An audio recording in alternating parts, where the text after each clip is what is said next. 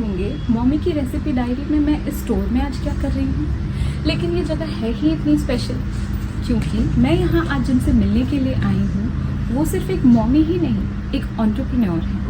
वो अपने घर में अपने प्यारे बच्चों को तो मैनेज करती ही हैं, लेकिन साथ साथ रांची के इस इतने बड़े स्टोर को भी मैनेज करती आई हैं। यहाँ का स्टाफ, यहाँ का जो भी फंक्शन है सब वो मैनेज करती हैं। साथ ही साथ उन्होंने बहुत साल से बहुत अच्छा कस्टमर रिलेशन भी बना रखा है। इस बात को मैं बहुत अच्छी तरह से इसलिए भी बता पाती हूँ क्योंकि मैं खुद इस स्टोर की मुझे लगता है 4 साल से ज़्यादा से ही यहाँ की मैं कस्टमर रह चुकी हूँ। तो आइए मिलते हैं मिसेस प्रिया जैन से।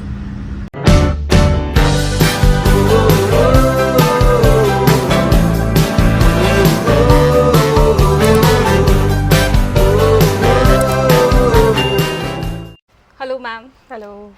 सो मैम मैं आपकी स्टोर की कस्टमर रही हूँ इतने साल से। आपको हम लोग देखते आए हैं, आपने मेरे बच्चों को बढ़ते देखा है। तो आज मैं आपके स्टोर के बारे में नहीं, आपके बारे में जानना चाहती हूँ। मैम क्या आप रांची से ही हैं? नहीं, basically I am from MP, Biaora. एक छोटा सा शहर है एमपी में, इंदौर के पास में। और मेरी स्टडीज़ बहुत कुछ इंदौर से भी हुई है।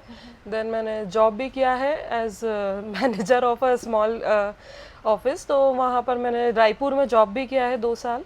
देन आई गॉट मैरिड और आज मेरे 2 बच्चे हैं। एक बेटी है 14 साल की, बेटा है 9 साल का। तो बेसिकली बहुत छोटे शहर से हूँ, but the thing is that कि मेरे फादर एक डिफरेंट एटीट्यूड से रहते थे। My father was always about कि नहीं, तुझे सब कुछ खुद करना है, एक वो घर में घुसे रहने वाली लड़की नहीं बनना है। मतलब मेरी अपब्रिंगिंग ऑलमोस्ट एक लड़के की तरह हुई है। पापा लाइक कि अगर मुझे 9 बजे चॉकलेट खाने का मन करता था तो पापा मुझे कभी लाके नहीं देते थे, ना मेरे भाई को बोलते थे कि जाके लाके दे, खुद से जाओ लेकर आओ। मेरे पापा मुझे, जैसे मेरे घर पे ना छोटा सा कपड़े का बिजनेस है मेरे फादर का। तो जब मैं 9th में थी, 10th में थी, तो मेरे पापा डेली मुझे दुकान लेकर जाते थे। और जैसे होता है ना, आंख लगाना बोलते हैं लोकल लैंग्वेज में। तो जैसे कोई प्रोडक्ट आया दुकान में तो उसमें परचेज करना है तो कितने रुपए लगेंगे, आंख लगेंगे, कितने का प्राइस टैग लगाना है, वो सब पापा मेरे को उसमें इन्वॉल्व करते थे बचपन से। तो वो मैंने बचपन से किया है। देन फिर मैं जब इंदौर रहती थी तो पापा जब भी दुकान की परचेजिंग करना इंदौर आते थे तो मुझे लेकर जाते थे कपड़ा मार्केट। तो मैं हर जगह कपड़ा मार्केट पापा के साथ गई हूँ। वहाँ पर कैसे पेमेंट होते हैं, कैसे क्या होता है, वो मैंने सब बचपन से देखा है। मतलब ये चीज़ें मैंने ऑलमोस्ट 8-9 से शुरू किया था। तो ये बताइए सर से आप कैसे मिली? I met him in New Delhi. Okay. हम लोगों का CS कंप्लीशन में एक ट्रेनिंग होता है फॉर 20 डेज।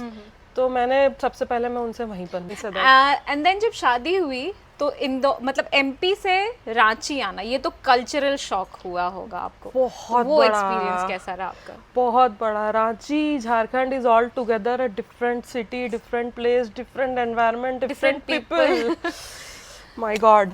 मैंने एक चीज देखा है, Jharkhand, Ranchi is like after मतलब इवनिंग में 8 o'clock 9 o'clock यहाँ लगता है कि everything is closed, you should head back to your home. And you know what? Indore is like a place जहाँ पर 9 o'clock is like 6 o'clock of Ranchi. मतलब night life in the sense it is not like about कि going out. यहाँ पर कुछ road से बाहर ही नहीं, रोड पे ही नहीं लोग दिखते हैं। And I was like कि ना कि 9 बजे बाद तो मेरे cousins, हम लोग जो इंदौर में रहते थे, हम लोग डिसाइड करते थे कि हाँ आज हम लोगों को यहाँ जाना है और चलो चलते तैयार होके।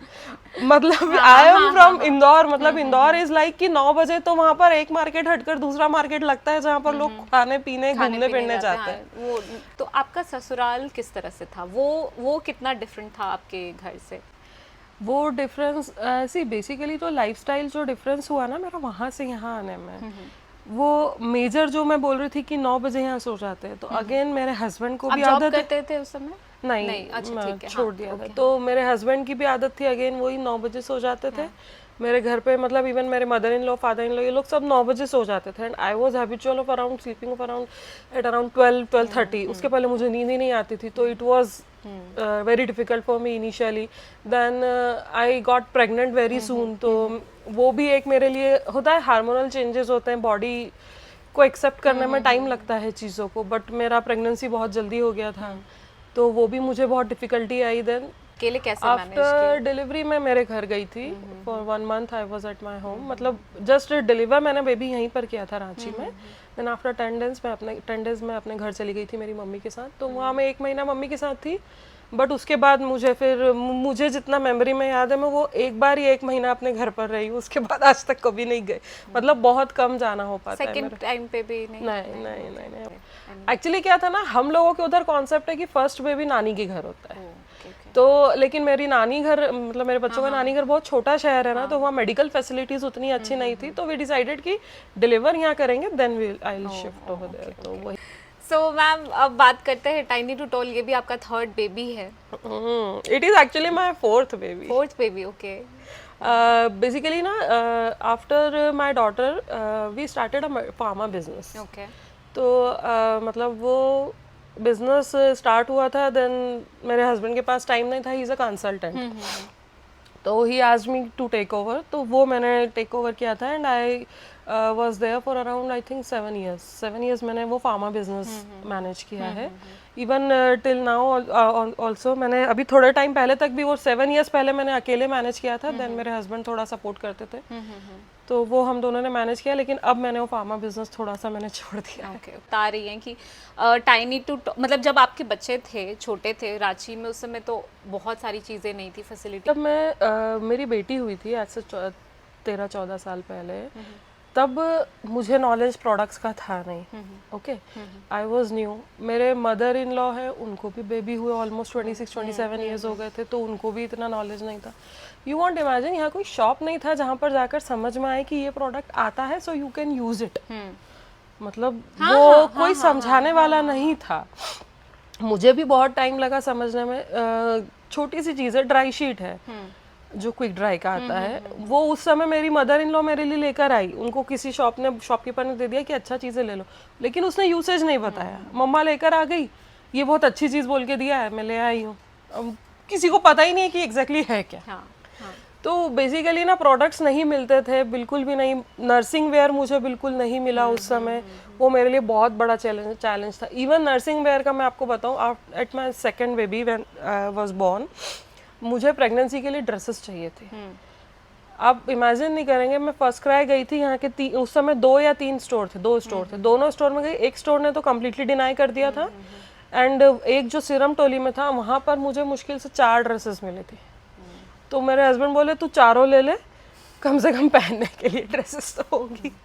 फीडिंग ब्रा एक पीस था उनके पास, that was for also for around 3-4,000, तो बोले तू एक ले ले, जो होगा हम देखेंगे। फीडिंग ब्रा रांची में अभी तक भी नहीं मिलता है, मैं अपने एक्सपीरियंस से बता रही हूँ, नहीं मिलता है। बहुत मुश्किल से मिलता है, बहुत प्राइस में मिलता है, एंड बहुत साइज रेंज भी नहीं रहता है। ये एक बहुत डिफिकल्ट तो मैंने मतलब मुझे बहुत प्रॉब्लम आई थी, क्योंकि सेकंड बेबी वाज इवन उस समय मदर केयर स्टोर था रांची में, मैंने बच्चे के लिए शॉपिंग सारा मदर केयर से करा, बट वो मेरे लिए कुछ नहीं दे पाया था स्टोर। राइट। जैसे न्यूबॉर्न्स के लिए भी बहुत लोग सोचते हैं कि न्यूबॉर्न्स को न्यू ड्रेसेस नहीं देने, लेकिन कुछ फैमिली जैसे मेरा है कि मेरे फैमिली में कहीं दूर दूर तक कोई न्यूबॉर्न बेबी फिलहाल था ही नहीं जब मेरी डॉटर का बर्थ हुआ, क्योंकि जैसा आपने बोला मेरी इन लॉज के बाद अब हम लोग हुए हैं, बहुत दूर से कजिन्स जो रहे होंगे उनसे, तो मेरे पास कोई बच्चे का कपड़ा था ही नहीं कि मैं उसको पहनाऊं। ठंड का मौसम, और मुझे लगता था कपड़े गंदे होंगे, क्या होंगे, मेरे पास कुछ कपड़े तो होने चाहिए। अब मुझे लगता है ना कि बच्चों को, स्पेशली छोटे बच्चों को वेल फिटेड ड्रेस देना चाहिए, और स्पेशली अगर ठंड का मौसम है तो देना चाहिए, मुझे ऐसा लगता है। मतलब मेरे यहाँ पर जैसे स्टोर के बारे में आप जानते हो, कुछ पेरेंट्स आते हैं, दे आर लाइक कि बड़ा साइज दीजिए, बड़ा साइज। मैं बोलती हूँ उनको, सर छोटा बच्चा है, बड़ा साइज आप ठंड में ले लोगे, आप इमेजिन करिए वो उसको शोल्डर से यहाँ तक आ रहा है, तो वो उसको पूरा ठंड लगेगा बेबी को। हम समझाने की कोशिश करते हैं, बट ठीक है, कुछ पेरेंट्स हैं जो समझ जाते हैं। देन नहीं, इस चीज़ के बारे में मैं ये बोलना चाहूँगी, मेरा ये लॉजिक है कि क्यों लोगों को फिट ड्रेस लेना चाहिए। सबसे बड़ी बात कि अगर ठंड का मौसम है, आप बच्चे को, डॉक्टर्स के अगर आप इंटरव्यूज़ देखते होंगे या कहीं आपके डॉक्टर ने बताया होगा, तो बच्चों को हमेशा बोला जाता है लेयर्स में कपड़े पहनाने चाहिए। तो लोग ठंड के मौसम में यूजुअली क्या करते हैं, बच्चों को बहुत ज़्यादा कंबल से रैप करके रखते हैं। तो उससे बच्चों को डिहाइड्रेशन भी हो जाता है। बच्चे रो रहे हैं, उनके यहाँ पे गर्दन के पीछे पसीना आता है, सिर में उनको बहुत ओवरहीटिंग होती है छोटे बच्चों को। वो इस वजह से भी होती है क्योंकि उन्होंने बहुत लेयर पहना रहता है। अगर आप अपने बच्चे को एक वेल फिटेड ड्रेस पहनाते हो तो आप कंबल के बिना भी अच्छे टेम्परेचर में, वार्म टेम्परेचर में उनको बिना कंबल के भी ऐसे रख सकते हो। लेकिन अगर आप उनको अच्छे फिटिंग के कपड़े नहीं पहनाओगे, सिर्फ कंबल में डाल दोगे, तो वो उससे डिहाइड्रेशन का भी खतरा होता है। ये चीज़ डॉक्टर्स भी कहते हैं। तो ये इस चीज में एक और चीज ऐड ऑन करूंगी, लाइक कुछ पेरेंट्स को हैबिट पता है क्या होती है, फुटवेयर बड़ा पहनाने की। वो पता है डिजास्ट्रस होता है। हाँ, ऑब्वियसली हम लोग वो बच्चों का पैर आप देखिएगा, किसी किसी बच्चे का ना पैर बहुत चौड़ा हो जाता है। उसका रीजन ही यही रहता है कि फुटवेयर कभी भी फिटेड नहीं पहनाते हैं।